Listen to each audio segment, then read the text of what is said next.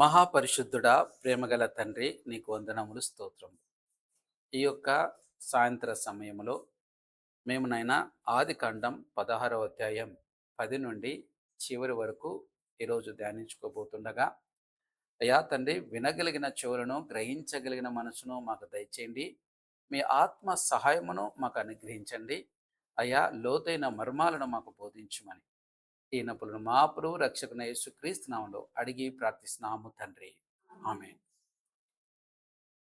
ప్రియమైనటువంటి దేవుని బిడ్డలారా, మరి గడిచిన వారం మనం ఆదికాండం 16వ అధ్యాయం మొదటి నుంచి 9 వచనాలు ధ్యానించుకున్నాం. 10వ వచనం చదివి తర్వాత నెక్స్ట్ వీక్ ధ్యానిద్దాం అని చెప్పడం జరిగింది.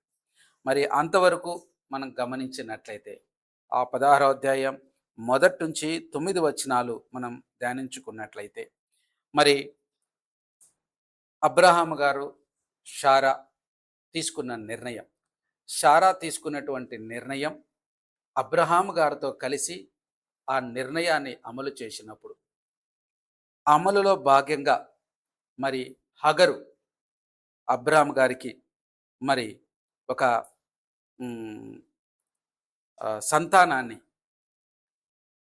పొందాలి అన్నటువంటిది షారా యొక్క ఆలోచనే ఉంది. కాబట్టి షారా మరి దేవుని యొక్క నిర్ణయం తీసుకోకుండా తన సొంత ఆలోచనలతో, బహుశా దేవుడు ఈ విధంగా వాగ్దానం నెరవేరుస్తాడేమో అన్నటువంటి ఆలోచన ఏదైనా కావచ్చు. మరి దేవుడు వాగ్దానం చేస్తే మనం ఏం చేస్తాం? మన సొంత నిర్ణయాలతో ఆ వాగ్దానం నెరవేరడానికి ప్రయత్నాలు చేస్తుంటాం. అలాంటివి కుదరదు. మీ సొంత ప్రయత్నాలతో దేవుని వాగ్దానం నెరవేర్చలేరు. దేవుని వాగ్దానాన్ని దేవుడే నెరవేర్చడి, దానికి మనము సహకారం అందించాలి. దాని సహకారం ఏంటి అని అంటే, ఆయన చెప్పింది చెప్పినట్టు వినడం, ఆయన ఇచ్చేంత వరకు సహనంతో ఉండటం, మరి అనవసరమైనటువంటి వాటికి తావివ్వకుండా, అపవాదికి తావివ్వకుండా మనం ఆయన యొక్క చిత్తంలో నడవడం అనేటువంటిది చాలా ముఖ్యమైనటువంటిది.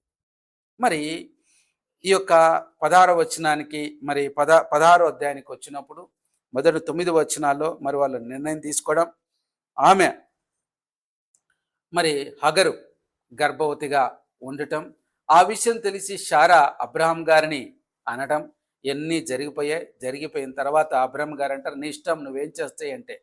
అక్కడ హగరు చేసిన తప్పేంటి? మరి తునీకరించింది ఎవరిని? షారాను తక్కువ చేసింది. తక్కువ చేసి చూడడం అనేటువంటిది ఆమె చేసిన పొరపాటు. కాబట్టి ఇక్కడ షారా కారణంగా మరి హగరు అక్కడి నుంచి వెళ్ళిపోవడం, మరి ఆమె వెళ్ళిపోయి అరణ్యంలోకి వెళ్ళిపోవడం జరుగుతుంది. అరణ్యంలోకి వెళుతూ ఉంటుండగా దేవుడు ఆమెను దర్శించి, అంటే దూత దర్శించడం జరిగింది. దర్శించిన తర్వాత నువ్వు ఎక్కడికి వెళుతున్నావు, ఎక్కడి నుంచి వచ్చావు, ఎక్కడికి వెళుతున్నావు అని అడగడం జరిగింది. మనం మాట్లాడుకున్నాం, దేవుడు మనం అడుగుతున్నాడు అంటే అర్థం ఏంటి? ఎక్కడి నుంచి వెళ్తాం దేవుడు తెలియక కాదు. మరి ఆది కాండం మొదటి అధ్యాయం, మరి 3వ అధ్యాయం 2వ అధ్యాయాలు మనం చదువుకున్నప్పుడు మనం గమనిస్తాం. అక్కడ మరి అడుగుతాడు దేవుడు, అబ్రామ్, ఆదామా నువ్వు ఎక్కడ ఉన్నావు అంటే, నువ్వు మరి వచ్చి నేను దాక్కున్నాను అంటాడు. అంటే దేవునికి తెలియదా మీరు ఎక్కడున్నారు, దాక్కున్నారనే సంగతి తెలుసు. అలాగే కయ్యను అడుగుతాడు, కయ్యను నీ తమ్ముడు ఎక్కడా అంటాడు. దేవుడు తెలీదా? తెలియదు. అంటే ఏంటి? ఏదో దేవునికి తెలియకుండా పొరపాటు చేశారు, దాన్ని కప్పిపుచ్చాలని చూస్తున్నారు. అందుకనే దేవుడు ఆ క్వశ్చన్ అడుగుతాడు. అందుకనే వాక్యం ద్వారా దేవుడు మనతో మాట్లాడినప్పుడు మనల్ని మనం ప్రశ్నించుకోవాలి, ఎక్కడైనా పొరపాటు జరిగిందా? ఎందుకు ఈ వాక్యం నా చెవిని వినపడుతుంది? ఎందుకు పదే పదే వాక్యం ద్వారా దేవుడు నాతో మాట్లాడుతున్నాడు? నేను ఎక్కడైనా దేవునికి వ్యతిరేకంగా పాపం చేశానా అనేది మనం పరిశీలించుకోవాల్సిన పరిస్థితి. అయితే దేవుడు అక్కడ అడుగుతాడు, మరి హగరు ఎక్కడి నుంచి వచ్చావు, ఎక్కడికి వెళ్తున్నావు అనేటువంటిది అడిగినప్పుడు ఆమె ఏం చేస్తుంది?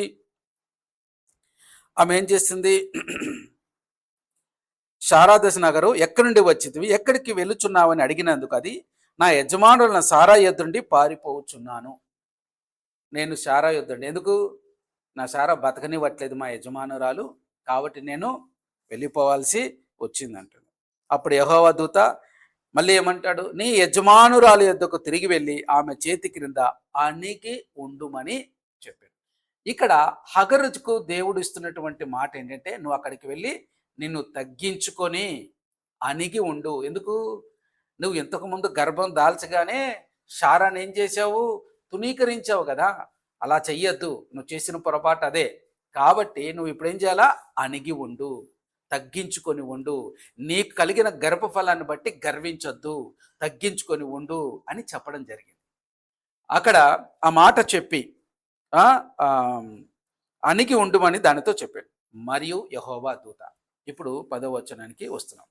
యెహోవా దూత, నీ సంతానమును నిత్యముగా విస్తరింపజేసేదను, అది లెక్కింప వీలు లేనంతగా విస్తారం దానితో చెప్పాడు. గమనించండి, 9వ వచనంలో అంటున్న అణిగి మండు, అణిగి ఉండుము అంటే ఏంటి? ఈ వాగ్దానం, ఈ 10వ వచనంలో ఉన్నటువంటి వాగ్దానం హగరు పట్ల నెరవేర్చబడాలంటే దేవుడు ఏం చెప్తున్నటువంటి మాట ఏంటి? నువ్వు అణిగి ఉండు, తగ్గించుకొని ఉండు. అప్పుడు ఈ 10వ వచనంలో ఉన్నటువంటి వాగ్దానం నీ పట్ల నెరవేరుతుంది. ఏంటి? నీ సంతానమును కూడా నిశ్చయముగా విస్తరింపజేస్తాను. ఎందుకు? నీవు కూడా అబ్రహాంకు సంతానమే. ఇక్కడ గమనించండి, ఇక్కడ శారా ఎవరిని పోలి కనిపిస్తుంది? దాసి ఎవరిని పోలి కనిపిస్తుంది అనేటువంటి మనం గలతీయులకు రాసినటువంటి పత్రికలో 4వ అధ్యాయంలో మనం చూస్తే అక్కడ ఒక ఉపమానంగా మరి అపోస్తలుడైన పౌలు చెప్పడం జరుగుతుంది. ఏంటి అని అంటే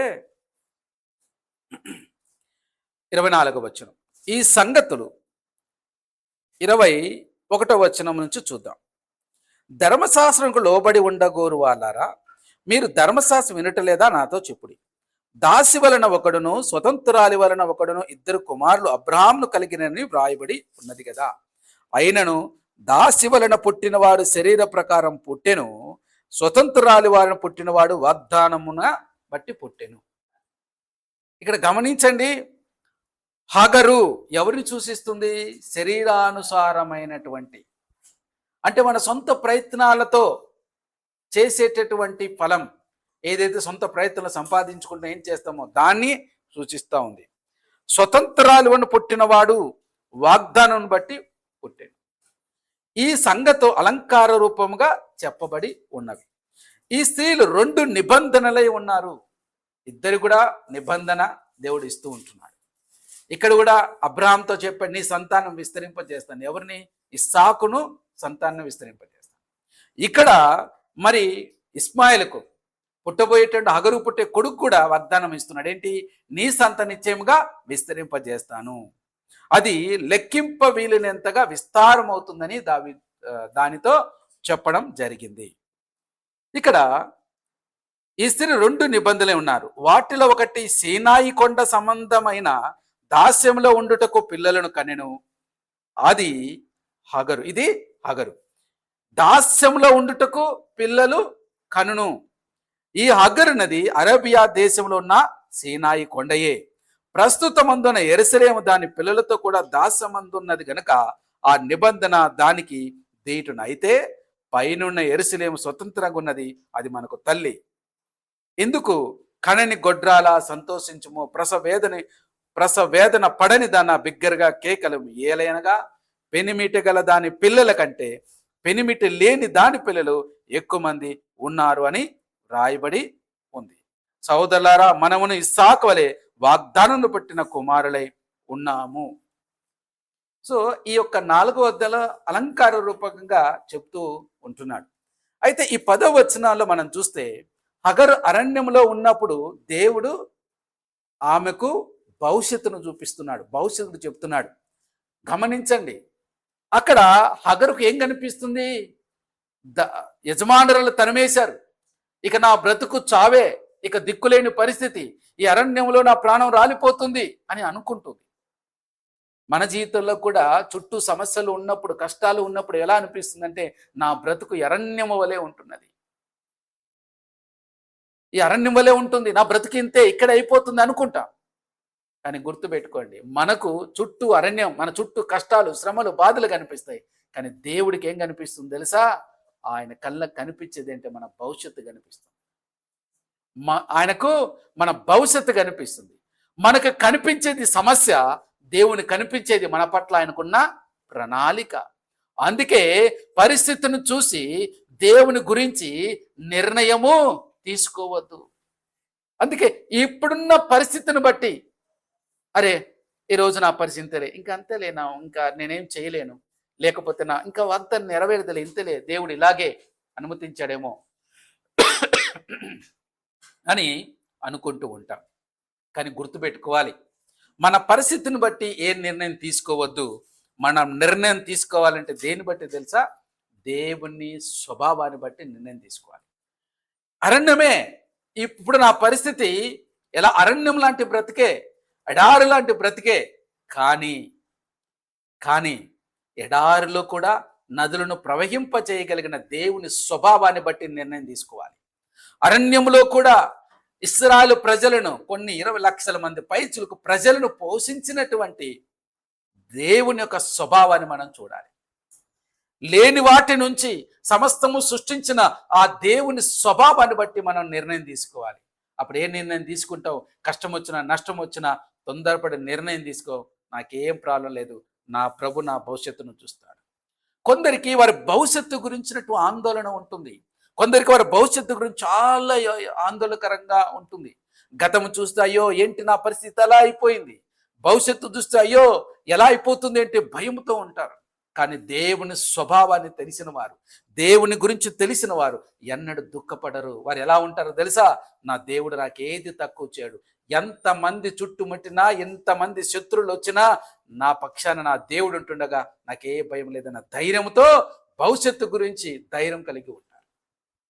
ఇది దేవుని స్వభావాన్ని గురించి తెలిసిన వారు, దేవుని గురించిన జ్ఞానం ఉన్నటువంటి వారు చేసేటటువంటి పని. 11వ వచనం, మరి యెహోవా దూత, ఇదిగో యెహోవా నీ మొర వినెను, నువ్వు గర్భవతిపై ఉన్నావు, నువ్వు కుమారుని కని అతనికి ఇస్మాయిల్ అని పేరు పెట్టుదువు. చాలా స్పష్టంగా చెప్తూ ఉంటున్నాడు. ఇస్మాయేలు అంటే అర్థం ఏంటి? దేవుడు వింటాడు అని అర్థం. ఇక్కడ యెహోవా వినెను అనే మాట చాలా ముఖ్యమైనటువంటిది. ఏంటి? యెహోవా నీ మొర వినెను, నీ మొరను వినెను అంటే హగరు ఏడ్చింది, హగరు బాధపడింది, హగరు ఒంటరిగా ఉంది, కానీ ఆమె స్వరం దేవుని చెవులకు వినబడింది, దేవుని చెవులకు చేరింది. ప్రియమైన దేవుని బిడ్డలారా, మనము చేసే ప్రార్థన చిన్నదైనా దేవునికి చిన్నది కాదు. కొన్నిసార్లు గంటల తరబడి ప్రార్థన చేసిన జవాబు రాదు. ఎందుకు తెలుసా? మన ఆత్మ కదలదు, ఏమీ కదలదు. మనం ఎలా ప్రార్థన చేసి పెదవులు కదులుతూ ఉంటే ఏదో చేస్తుంటాం, దానికి జవాబులు ఏం రావు. కానీ ప్రార్థన దేవుని చేరుతుంది, కానీ జవాబులు రావు. కానీ ఎప్పుడైతే నీ మనసు, నీ ఆత్మ, నీ శరీరం ముగ్గురు ఏకమై ప్రార్థన చేస్తే దానినే ఏకీభవించి ప్రార్థన చేయటం అంటారు. ఇక్కడ మనం ఏకీభవించి అంటే ఏంటి? ఆత్మలో ప్రార్థన చేసినప్పుడు ఆ ప్రార్థన దేవునికి వినపడుతుంది. ఇక్కడ గమనించండి, మనం చేసే ప్రార్థన చిన్నదైనా, ఆత్మతో చేసే ప్రార్థన చిన్నదైనా దేవునికి చేరుతుంది. ఓ ఈ కుమారుడు ఈరోజు ఇంత ప్రార్థన చేయలేదు, ఇంతే ప్రార్థన చేశాడని ఇంతే జవాబు ఇస్తాననుకోడు దేవుడు. మీరు కన్నీళ్లతో చేసే ప్రార్థన ఇతరులకు వినిపించకపోవచ్చు, కానీ దేవుడు మాత్రం ఖచ్చితంగా మన ప్రార్థన వింటాడు. మన దేవుడు వినే దేవుడు, ఆలకించే దేవుడు, జవాబిచ్చే దేవుడు, మాట్లాడే దేవుడు. మాట్లాడని రాయి చెట్టు కాదు ఆయన అనేది మనం గుర్తుపెట్టుకోవాలి. 12వ వచనం, అతడు అడవి గాడిద వంటి మనుషుడు, అతని చెయ్యి అందరి చేతులు అతనికి విరోధముగా ఉండును, అతడు తన సహోదరులందరి ఎదుట నివసించునని దానితో చెప్పగా. ఈ వచనంలో ఇస్మాయిల్ భవిష్యత్తు గురించి దేవుడు చెప్తా ఉంటున్నాడు. గమనించండి, దేవుడు ఇస్మాయిల్ గురించి ముందుగానే చెప్తున్నటువంటి మాట ఏంటి? మన భవిష్యత్తు మనకు తెలియకపోయినా దేవునికి మాత్రం తెలుసు అనేది గుర్తుపెట్టుకోవాలి. అగరకు ఏమైపోతుందో ఏమో తెలియదు, కానీ దేవుడికి మాత్రం తెలుసు. దేవుడు ఒక ప్రణాళిక కలిగి ఉన్నాడు, అందుకనే మౌనంగానే ఉన్నాడు. ఇక్కడ చూడండి, ఒక విషయాన్ని గమనిస్తే అబ్రహాము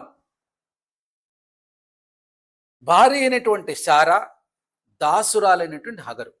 హగరు అన్యురాలు, షారా దేవుని బిడ్డ. ఇక్కడ బాగా గమనిస్తే ఒక అర్థమవుతుంది. ఏంటి అంటే ఇద్దరిని కూడా అబ్రహాముకు మరి సంబంధించినటువంటి వారే. ఇద్దరు కూడా అబ్రహాముకు సంతానాన్ని ఇచ్చారు. అలాగే యేసుక్రీస్తు ప్రభు, వరుడైన యేసుక్రీస్తు ప్రభువుకు వధువైనటువంటి సంఘములో అన్యులు, యూదులు అందరూ కూడా చేరడం జరుగుతుంది. ప్రకటన గ్రంథం 7వ అధ్యాయాన్ని చూస్తే అక్కడ కొంత లెక్క చెప్పడం జరిగింది. అటు తరువాత భూమి యొక్క 4 దిక్కులలో 4 దేవతలు నిలిచి ఉండి, భూమి మీదను సముద్రం మీదను ఏ చుట్టు మీదను గాలి వీచకుండా భూమి యొక్క 4 దిక్కుల వాయులు పట్టుకుని ఉండగా చూచి తిని. అవన్నీ కూడా ఆయన చెప్తూ ఒక మాట అంటాడు చూడండి. 4వ వచనం, మరియు ముద్రింపబడిన వారి లెక్క చూపగా వింటిని. ఇశ్రాయేలు గోత్రములన్నిటిలో ముద్రింపబడిన వారు 1,44,000 మంది. ఎవరు? 1,44,000 మంది. అంటే ప్రతి గోత్రములోనూ 12,000 మంది. 12,000 మంది ఇంటూ 12, 1,44,000 మంది ఉన్నారు.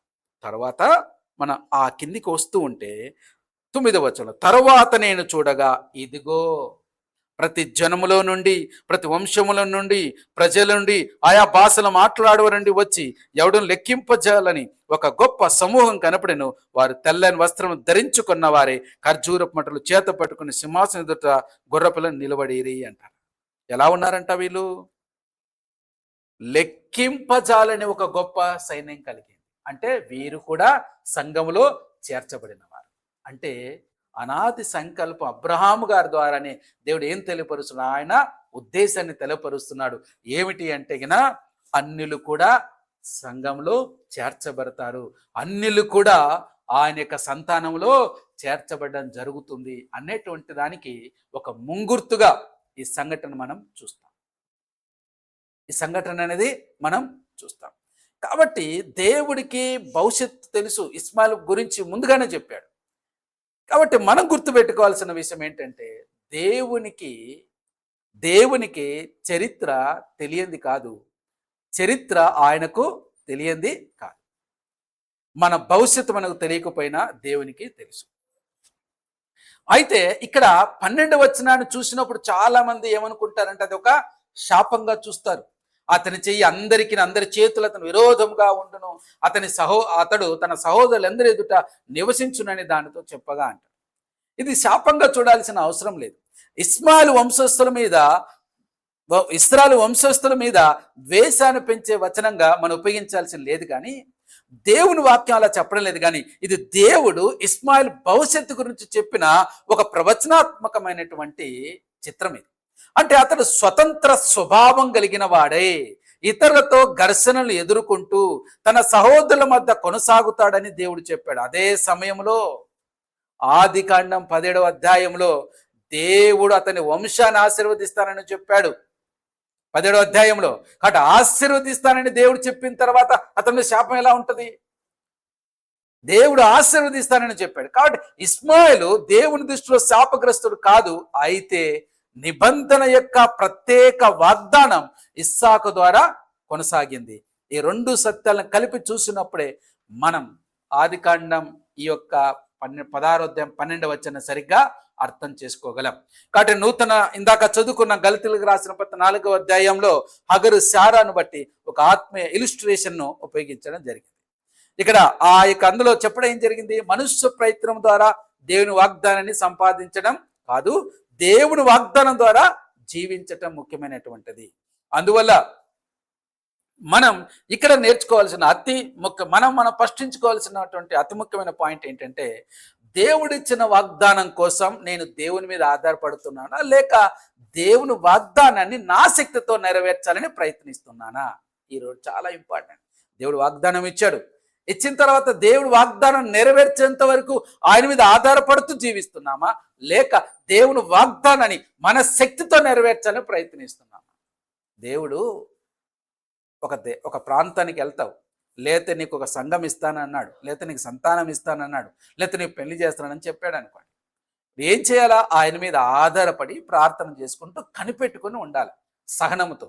కానీ తొందరపడి మన మన మన సొంత నిర్ణయాలు, సొంత ప్రయత్నాలు చేసి దేవుని మీద ఆధారపడకుండా మన సొంత శక్తితో ఏది నెరవేర్చాలనుకున్నప్పటికీ కూడా అది జరగవచ్చేమో, కానీ దాని పరిణామాలు మాత్రం తీవ్రంగా ఉంటాయి. ఇస్సా ఇప్పుడు సైన్స్ ప్రకారం ముసలి వయసులో పుట్టిన పిల్లలు ఎలా ఉంటారంటారు? ఎలా ఉంటారు? అంత ఆరోగ్యకరంగా ఉండరు. అది కొంచెం ముందు అలా ఉంటారు, తర్వాత ఇలా ఉంటారు. కానీ దేవుడిచ్చిన వాగ్దానం వల్ల పుట్టినటువంటి కుమారుడైన ఇస్సాకు మాత్రం ఎలా ఉన్నాడు? తనది నుంచే అనేక మంది లెక్కకు ఇసుకరాలనంత జనం, ఇసుక వేస్తే లెక్కించలేనంత జనం, ఆకాశంలో నక్షత్రాలను లెక్కించలేనంతగా దేవుడు ఆశీర్వదిస్తానని చెప్పాడు. దేని నుంచి? బలహీనమైన దాని నుంచి. అంటే దీన్ని బట్టి అంటే దేవుడిచ్చేది ఎలా ఉంటుంది? అది బలహీనంగా అనిపించవచ్చు నీకు. ఏదైనా దేవుడు నీకు ఒక మాట ఇచ్చాడంటే అది నీకు బలహీనంగా అనిపించవచ్చు. ఇదిగో నీకు దేవుడు ఈరోజు నీకు ఉద్యోగం ఇస్తా అన్నాడు, ఆ ఉద్యోగం నీకు తీసుకెళ్ళి ఒక అటెండర్ పోస్ట్ ఇస్తానని అన్నాడు అనుకోండి. అదేంటది? నాకు అటెండర్ పోస్ట్ ఇవ్వడం ఏంటి? అటెండర్ ఇవ్వడం ఏంటి? లేకపోతే నన్నేంటి అంత చిన్న స్థితిలో ఉంచానని దేవుడు చెప్పడం ఏంటి? ఈ వాగ్దానం నాకు నచ్చలేదు, నాకు ఇలాంటివి నచ్చవు, నాకు ఎలా ఉంటే పెద్ద వాగ్దానం కావాలి. అబ్బా అందుకే అంటుంటే ఏంటి, అబ్బా ఇది అంత మంచి వాగ్దానం కాదు, ఇదైతే పెద్ద వాగ్దానం. దేవుని దృష్టిలో పెద్దది చిన్నది కాదు.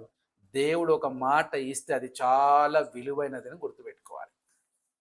కాబట్టి ఎప్పుడు నెరవేరుతుంది అనేది కాదు, దేవుడు నెరవేర్చాడా లేదా అనేది చాలా ఇంపార్టెంట్. దేవుడు నెరవేరుస్తాడు, ఆయన సమయంలో నెరవేరుస్తాడు. అదే మనకు మేలు.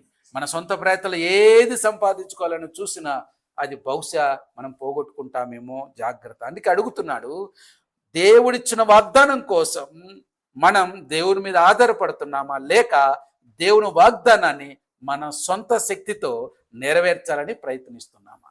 ఇది బాగా ఆలోచించాలి. అబ్రాము హగర్లకు పుట్టినది 12 అరబ్బు తెగల వంశకర్త ఇస్మాయేలు. ఇస్మాయిల్ సంతానం, ఇస్సాకు సంతానం ఇప్పటికీ కూడా తరచుగా కలిగించుకుంటూనే ఉన్నారు. ఇప్పుడు ఒకరే కలిగించుకుంటున్నారు, ఇద్దరు కలిగించుకుంటున్నారా? ఇద్దరికి గొడవలు అవుతున్నాయి. కాబట్టి ఇది ఇస్మాయిల్కి ఒక్కనికే శాపం అంటామా? లేదు. దేవుడు ఆశీర్వదించాడు ఇస్మాయిల్ అనే సంగతిని కూడా మనం మర్చిపో. దేవుడు ఆశీర్వదించిన వారిని మనం శపించబడిన వారి లెక్కలో చూడటానికి వీలేదు. ఇక 13, 14 వచనం. అది చూచుచున్న దేవుడు నీవే అను పేరుతో అది చూచుచున్న దేవుడు నీవే అను పేరు తనతో మాట్లాడిన యెహోవాకు పెట్టెను. ఏలైనగా నన్ను చూచిన వాణ్ణి నేను ఇక్కడ చూచితిని గదా అని అనుకొనెను. అందుచేత ఆ నీటి బొగ్గకు బెయల్ లహోరై అను పేరు పెట్టబడెను. అది కాదేశునకు బెరెదుకును మధ్య ఉన్నది. ఇక్కడ చూడండి, అది ఏ ప్రాంతంలో ఉంది, ఏం పేరు పెట్టారో చాలా స్పష్టంగా పరిశుద్ధాత్మ దేవుడు మోషే ద్వారా రాయించాడు. ఎందుకు రాయించాడు? ఇది కూడా చాలా ఇంపార్టెంట్. హగరు దేవునికి ఒక పేరు పెట్టింది. ఏం పేరు పెట్టింది? ఎల్ రోయి, నన్ను చూచుచున్న దేవుడు. మన సంఘానికి దేవుడు ఇచ్చిన పేరు ఎల్ రోయి, బేతెల్ మినిస్ట్రీస్. అంటే దేవుడు నివసించే స్థలమైనటువంటి ఈ దీని మీద దేవుడు తన కనుదృష్టి ఎప్పుడు ఉంచి ఉంటాడు అనేటువంటి అర్థం వస్తుంది. ఎల్రోయి, నన్ను చూచే దేవుడు. అరణ్యంలో ఉన్న హగరుకు దేవుడు తనను తాను తెలియజేశాడు. మనుషులు ఆమెను దాసిగా చూశారు, కానీ దేవుడు ఆమెను చూశాడు. ప్రపంచం మనల్ని ఒక పేరుతో పిలవచ్చు, మన గతం మనల్ని ఒక పేరుతో పిలవచ్చు. ఎలా? వీడు దొంగ, వీడు దుర్మార్గుడు, వాడు హంతకుడు, లేకపోతే నీచుడు, లేకపోతే వ్యభిచారి, ఇలా రకరకాల పేరుతో మనల్ని పిలవచ్చు. మనుషులు మన విలువలు నిర్ణయించవచ్చు. ఏమని? ఆడు దొంగ, వీడి బతికింతే, ఇంతలే, వీడు బతికింతే, వీడు ఇంతే అన్నట్లు మాట్లాడవచ్చు. కానీ మన నిజమైన విలువను నిర్ణయించేది మాత్రం దేవుడే. అందుకనే ఇల్లు కట్టువారు నిషేధించిన రాయి మూలకు తలరాయి అయ్యను. మనుషులు ఎవరైతే ఏ మనుషులైతే తిరస్కరిస్తారో ఆ మనుషులకే దేవుడు వారిని మూలరాయిగా చేసేస్తాడు. మరి ఈ ప్రాంతంలో మనం ఉన్నాము, మనల్ని నిలబెట్టాడు అంటే మనం విలువలేని వారిగా, ఒక తునీకరింపబడిన వారిగా, ఒక మనకంటూ ఒక విలువ లేకపోతే దేవుడు ఏం చేశాడంటే మనకంటూ ఒక విలువను ఇచ్చేలా దేవుడు కృప చూపించాడు. కాబట్టి మన నిజమైన విలువను నిర్ణయించే దేవుడని గుర్తుపెట్టుకోవాలి. హగరుకు జరిగిన సంఘటన ఒక గుర్తుగా నిలిచింది. గమనించండి, ఒక స్థలం, ఒక బావి, ఒక అనుభవం, ఒక దేవుని దర్శనాన్ని చూస్తున్నాం. ఇవి అన్నీ కూడా ఆమె జీవితంలో దేవుని జ్ఞాపకంగా మారాయి. మన జీవితంలో కూడా దేవుడు చేసిన పనులను మనం మర్చిపోవద్దు. నిన్న దేవుడు చేసిన పని ఈరోజు మన విశ్వాసానికి బలం కావాలి. అంటే ఏంటి? గడిచిన కాలంలో దేవుడు చేసినటువంటి విషయాలన్నిటినీ కూడా మన జ్ఞాపకం పెట్టుకుంటూ ప్రతిరోజు వాటిని జ్ఞాపకం చేసుకుంటూ దేవునికి కృతజ్ఞత చెల్లిస్తే ఏమవుతుంది? మన విశ్వాసం బలపడుతూ ఉంటుంది. మన విశ్వాసం బలం పొందుకోవడానికి మనం చేయాల్సిన ప్రయత్నం ఏంటి? మనకంటూ చేయాల్సిన ప్రయత్నం ఏంటి? ఆయన చేసిన మేలు కృతజ్ఞత చెల్లించుకుంటూ పోవడం. ఈరోజు గమనించాలి, ఎక్కడనున్నాం? ఒకప్పుడు ఏ స్థితిలో ఉన్నాం, ఈరోజు ఏ స్థితిలో ఉన్నాం? మన బ్రతికేంటి? ఒకప్పుడు బతికేంటి, ఈరోజు మన బ్రతికేంటి? ఇవన్నీ తలుచుకుంటున్నప్పుడు ఒకప్పుడు తినడానికి తినలేని పరిస్థితి, ఈరోజు తినగలుగుతున్నాం. ఒకరోజు ఇదిగో ఉద్యోగం కోసం తిరిగి తిరిగి పెట్టాం, ఈరోజు మంచి స్థితిలో ఉన్నాం. ఒక 10 మందికి ఉద్యోగాలు ఇచ్చే స్థితిలో ఉన్నాం. ఒకప్పుడు ఇలాంటి స్థితిలో ఉన్నాం, ఈరోజు ఏ స్థితిలో ఉన్నాం? ఈరోజు ఇచ్చిన దేవుడిచ్చిన మంచి ఒక ఉద్దేశాన్ని బట్టి, మంచి స్థితిని బట్టి నువ్వు పాత జీవితాన్ని మర్చిపోతే దేవుడు కూడా క్షమించడం గుర్తుపెట్టుకోవాలి. ఎందుకంటే హగరుతో అంటున్నాడు, నీ జీవితంలో వాగ్దానం నెరవేరాలి. ఇస్మాయిల్ ద్వారా సంతానం అది విస్తరింపబడాలంటే నువ్వు అణిగి మణిగి ఉండాలి, నువ్వు తగ్గించుకొని ఉండాలి. హగరు, నీ ఇష్టానుసారంగా ఉంటానంటే కుదరదు. ఒకవేళ నువ్వు అణిగి మణిగి ఉండు, ఇదిగో నేను ఇస్మాయిల్ పట్ల నా నిబంధన నెరవేరుస్తాను అని దేవుడు చెప్తూ ఉంటాడు. ఈరోజు మనకు కూడా చెప్తున్నటువంటి మాట, నీ జీవితం నా జీవితంలో దేవుడిచ్చిన వాగ్దానం నెరవేర్చబడాలంటే తగ్గించుకొని ఉండు. నేను తగ్గించుకో, గర్వపడద్దు, అహంకారంతో ప్రవర్తించద్దు అని వాక్యం ఈరోజు మనతో మాట్లాడుతూ ఉంది. కాబట్టి దేవుని యొక్క గత విశ్వసనీయత అంటే దేవుడు గతంలో మన పట్ల కనపరిచినటువంటి ఆయన కృపను బట్టి ఈ భవిష్యత్తులో మనం పొందుకోబోయే వాటికి ఒక రుజువుగా మన విశ్వాసం ఉంటుంది. అంటే ఏంటి? గతంలో దేవుడు చేశాడు, ఈరోజు మనం వాటిని జ్ఞాపకం చేసుకుంటూ దేవుని కృతజ్ఞత చెల్లిస్తుంటే మన విశ్వాసం పెరుగుతుంది. మన విశ్వాసం పెరుగుతుందంటే అర్థం ఏంటి? భవిష్యత్తులో మనం దేనైతే పొందుకోబోతున్నామో దానికి రుజువు ఈరోజు నీకు కలుగుతున్న విశ్వాసమే. అదే హెబ్రీయులకు రాసిన పత్రిక 11:1 చెప్తుంది, నువ్వు దేవుని దగ్గర నుంచి ఏదైనా పొందుకోవడానికి రుజువు ఏంటి? నీ విశ్వాసమే అని గుర్తుపెట్టుకోవాలి. తర్వాత 15వ తర్వాత హగరు అబ్రామునకు కుమారుని కనెను. అబ్రాము హగరు కనిన తన కుమారునికి ఇస్మాయిలును పేరు పెట్టెను. చూసారా? ఇక్కడ మనం గమనిస్తే పుట్టక ముందు దేవుడు చెప్తున్నాడు ఇస్మాయిలును పేరు పెట్టాలి అని చెప్పాడు. మరి ఇక్కడ హగరు ఆ మాట గుర్తుపెట్టుకొని చెప్తా ఉంది ఏంటంటే ఇస్మాయిల్కు పేరు పెడతా. అబ్రాహం గారు అనుకొని ఉంటారు, ఏం పేరు పెట్టాలా అంటే దేవుడు నాతో మాట్లాడాడు, ఆయనకు ఇస్మాయేలు అను పేరు పెట్టాలని చెప్పాడు అన్నాడు. కాబట్టి ఆ విధంగానే దేవుని మాట ప్రకారం ఇస్మాయిల్ జన్మించటం, మరి ఆ వాగ్దానం నెరవేరడం జరిగింది. అంటే దేవుడు చెప్పిన మాట హగరు జీవితంలో నెరవేరింది. ఇక్కడ ఒక విషయం చాలా స్పష్టంగా గుర్తుపెట్టుకోవాలి. ఇస్మాయిల్ జననం ఆదికాండం 15లోని దేవుని నిబంధన వాగ్దానానికి ప్రత్యామ్నాయం కాదు. తర్వాత దేవుడు ఇస్సాకు ద్వారా నిబంధన కొనసాగుతుందని చాలా స్పష్టంగా చెప్తాడు. అంటే మన సొంత ప్రయత్నాలతో కలిగినటువంటి దానిని దేవా ఇదిగో నువ్వు ఇచ్చిన వాగ్దానం నెరవేరిందని చెప్పకండి. అపవాది మనల్ని దారి తప్పించడానికి కుయుక్తులతో చేస్తూ ఉంటాడు. అసలైన వాగ్దానం మన జీవితం నెరవేరకు ఉండటానికి చేస్తుంటాడు. కానీ తగిన కాలంలో ఆయన ఇచ్చినవాడు నెరవేరుస్తాడు. ఇచ్చినవాడు ఆయన, నెరవేర్చేవాడు కూడా ఆయనే.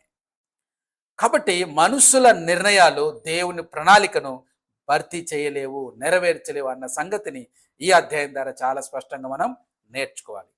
ఇక 16వ వచ్చినప్పుడు హగరు అబ్రామునకు ఇస్మాయిల్ కనినప్పుడు అబ్రాము 86 ఏళ్లవాడు.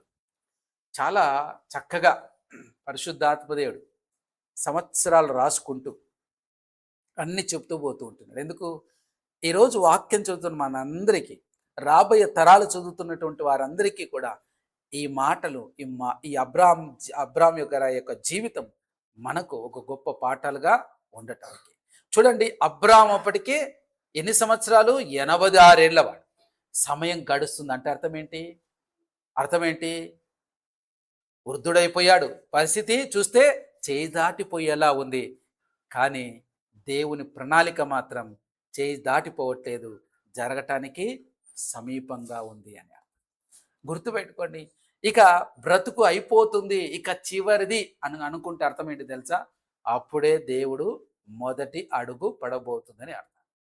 మనకు చివరిది, దేవుడికి మాత్రం మొదటిది. మనకి చివరి రోజు దేవుడు అంటాడు, లేదు ఇదే నీ మొదటి పుట్టినరోజు అంటాడు. ఈ రోజు నుంచి నీ జీవితం గొప్ప కొనసాగుతుంది అంటాడు. సమయం గడిచిపోతున్నందుకు దేవుని వాగ్దానం ఎప్పుడు కూడా మారిపోదు. మాట ఇచ్చాడా, నెరవేరుస్తాడు. ఈ పీజాదిగుడులు ఆర్టీసీ కాలనీలో ఈరోజు మందిరం పెట్టుకున్నామంటే మన ప్రయత్నం, మా సొంత ప్రయత్నం చాలా చేసాంలేండి, చాలా ప్రయత్నాలు చేశాం, కానీ ఆ ప్రయత్నాలు ఏవి ఫలితం కాలేదు. దేవుడు మాటిచ్చి ఆయన ప్రణాళిక చొప్పున, ఆయన ఉద్దేశం ప్రకారం నెరవేర్చాడు. ఆయనే నెరవేర్చాడు. మేము నెరవేర్చుకోవడానికి కూడా పనికిరానటువంటి వారిగా తయారైపోయాం, పోగొట్టుకునే వారిగా అయినాం. కానీ కృపగల దేవుడు ఆయనే వాగ్దానం నెరవేర్చాడు. మన వయసు పెరగవచ్చు, మన పరిస్థితులు మారవచ్చు, మన బలం తగ్గవచ్చు, మన పరిస్థితి చేజారిపోవచ్చు, కానీ గుర్తుపెట్టుకోండి, దేవుని శక్తి మాత్రం ఎన్నడూ తగ్గదు. ఆయన విశ్వసనీయత ఎన్నడూ మారదు. ఆయన నమ్మదగిన, మనం నమ్మదగిన వారం కానప్పటికీ ఆయన నమ్మదగిన వాడు. కాబట్టి మనం పొరపాట్లు చేశాం, తప్పిదం చేశామని దేవుని వాగ్దానాన్ని మార్చే దేవుడు కాదు. వాగ్దానం తప్పకుండా నెరవేరుస్తాడు. ఆ వాగ్దానం నెరవేరేలా మన బ్రతుకులు మార్చిస్తాడు. అందుకనే దేవుడు మన జీవితాల్లో ఒక మార్పు తీసుకురావాలి అనుకుంటే, మన పరిస్థితులు మారాలి అనుకుంటే, దేవుడు మొట్టమొదటిగా చేసే పని మనల్ని మారుస్తాడు. అబ్రాహాము గారి యొక్క భవిష్యత్తును మార్చటానికి అబ్రాహాము గారిని దేవుడు మారుస్తూ వస్తున్నాడు. అందుకే ఆలస్యం చేస్తూ వస్తున్నాడు. ఎందుకంటే ఆ ఆలస్యం వెనకాల ఏంటంటే, ఆయన భవిష్యత్తు ప్రణాళిక దేవుడు ఏదైతే వేసి ఉన్నాడో అది అద్భుత రీతిగా ఉండటానికి అబ్రాహాము గారిని మలుస్తూ వస్తున్నాడు. ఎన్నేళ్ళు మలిచాడు? 25 సంవత్సరాలు మలిచాడు. అందుకనే తర్వాత అబ్రాహాము గారికి కొడుకు పుట్టిన తర్వాత దేవుడు, అబ్రాహ్మ నీ కొడుకు నాకు బలిగా ఇవ్వాలి అంటే, yes my lord I'm coming అన్నాడు. కానీ వెనకడుగు వెయ్యలేదు. ఆ 25 దినాలు ఏం చేశాడు? ఏమైపోయాడు? దేవుడు ఏదైనా ఇవ్వగలడు, తీసుకోగలడు, దాన్ని తిరిగి ఇవ్వగలడు. మృతులను సైతం జీవంతో నింపగలిగిన వాడు ఈయన. ఎందుకు? మృతతుల్యమైన నా శరీరంలో నుంచి ఇసుకరాలనంత జనాంగాన్ని సృష్టించబోతున్న దేవుడికి ఇస్సాకును తిరిగి ఇవ్వలేడా? ఇస్తాడని నమ్మాడు. ఆ విశ్వాసంలో తయారైపడి ఈ 25 ఏళ్ళు అంతటి విశ్వాసాన్ని కూడగట్టుకున్నాడు అబ్రహాం. ఆలస్యం దేనికి? నిన్ను తయారు చేస్తూ ఉంటున్నాడు దేవుడు. నిన్ను తయారు చేస్తుండే ఒక పనికి తయారు చేయడానికే దేవుడు నిన్ను ఎన్నుకున్నాడు. సమయం వచ్చినప్పుడు ఆ వాగ్దాన్ని జీవితంలో నెరవేరుతుంది. అప్పుడు ముఖంలో ఎలా ఉంటుంది? ఒక కొత్త పిలుపు వినిపిస్తుంది. 25 ఏళ్ల తర్వాత అబ్రాహాం గారి పరిస్థితి ఏంటి తెలుసా? అంతవరకు, ఓ ముసలాయనా ఏడిపోతున్నావు, ఓ ముసలాయనా ఏడిపోతున్నావు, ఓ ఈ ముసలి ఏడిపోతుంది అని పిలిచి ఉండవచ్చు. ఏంటి అలా వెళ్ళింది, ఇలా వెళ్ళింది, ఓ ముసలిదాన్ని అట్టెళ్ళావంటే, ముసలుడా ఏంటి ఇట్టెళ్ళావని మాట్లాడవచ్చు. అవునా? అన్ని ఉండొచ్చు కదా. ఎందుకు? 100 సంవత్సరాల వయసు ఉన్నటువంటి ఏమని పిలుస్తారు? 99వ సంవత్సరంలో కూడా అలాగే అవ్వాతాతలుగా పిలువబడ్డారు. కానీ సడన్గా 100 సంవత్సరంలో ఒక చిన్న బాలుడు 100 సంవత్సరాల తర్వాత 101-2 సంవత్సరాలలో తర్వాత చూస్తే అబ్రాహాం గారు కొత్త పిలుపు వినిపిస్తూ ఉంది. ఏమని? డాడీ. అబ్రాహాం గారు డాడీ అని ఫస్ట్ పిలవగానే ఆయన యొక్క ఆనందం ఎలా ఉండాలి? ఒకసారి ఆలోచించండి. అది వెలకట్టలేనటువంటిది. అది దేవుడిస్తే అంత మధురంగా ఉంటుంది. కాబట్టి దేవుడిచ్చేది ఏదైనా సరే ఆలస్యం కావచ్చు, కానీ జరగకుండా మాత్రం మానదు. ఖచ్చితంగా ఎందుకు తెలుసా? నెరవేర్చుకున్న మనం కాదు, నెరవేర్చేవాడు ఆయన. ఆయన బలం మీద ఆధారపడాలి. ఆయన మహిమను మనం తెలుసుకోవాలి. ఆయన ఎలాంటి దేవుడో మనం అర్థమైతే, ఆయన స్వభావం ఎలాంటిదో అర్థమైతే మనం చాలా సంతోషంగా ఉంటాం, దిగులు పడం, వేదన పడం. గతంలో జరిగిపోయిన దాని గురించి ఆలోచిస్తూ బాధపడుతూ ఉండము. భవిష్యత్తు ఏం జరుగుతుందో ఏమవుతుందన్న భయంతో ఉండం. ఈరోజు ఎలా ఉంటాం తెలుసా? ఏ ఉన్నా లేకపోయినా నన్ను సృష్టించిన నా దేవుడు నాకు ఏది తక్కువ చేయడని ఈరోజు సంతోషంతో ఉంటాం.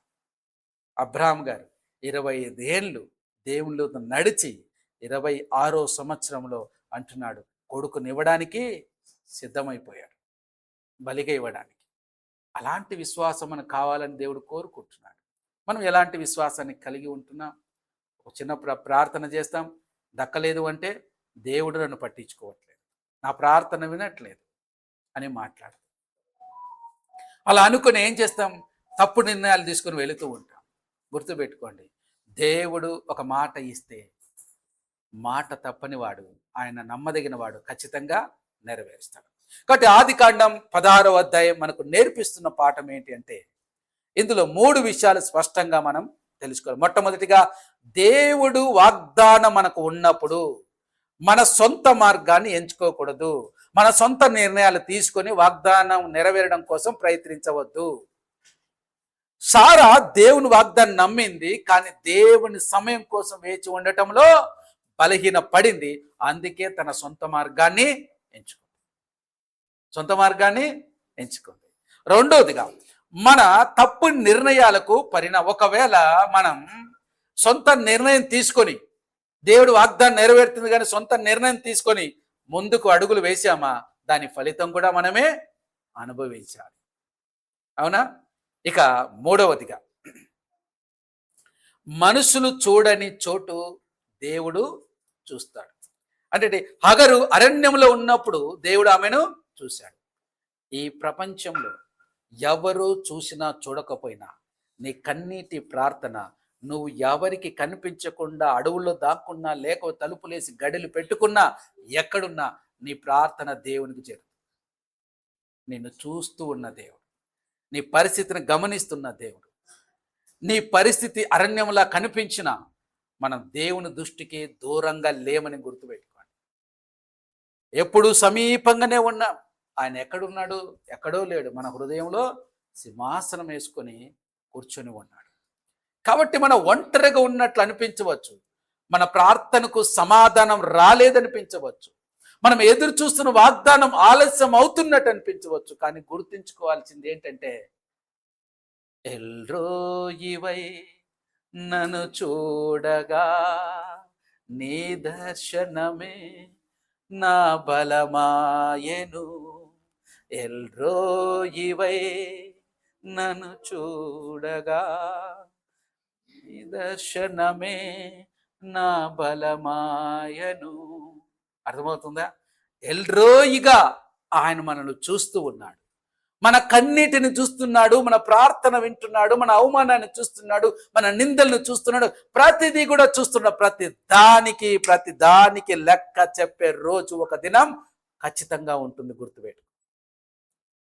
దావీదు అంటాడు, మన కన్నీరంట ఆయన బొడ్డిలో దాచుకుంటాడట. అదేంటది? ఎంత ప్రియం తెలుసా? దేవుడు చెప్తాడు, ఏంటి తెలుసా?